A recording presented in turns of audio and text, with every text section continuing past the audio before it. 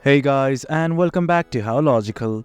In this tutorial, we're gonna look at how to clear your Google Photos storage. Now let us begin. On any browser of your choice, simply type photos.google.com and hit on enter right now. Well, this right here is Google Photos, and right now we just want to delete or clear all of our Google Photos storage. To do that, simply select all of these photos right here.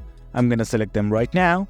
Well, as you can see, I have selected all the photos. Now once you've selected it, we just want to delete it. At the top right, you will see a button like this. That's like a trash can. Simply click on it. And as you can see, something like this opened up, moving items to trash. Let's simply hit on got it. Once again, let's go to move to trash. As you can see, your Google Photos storage seems to have cleared. But to actually clear it, what you guys need to do is go to trash right here.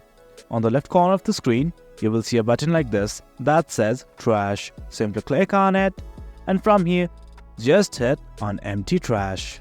Give your confirmation, and guys, that is it. That's how we clear your Google Photos storage.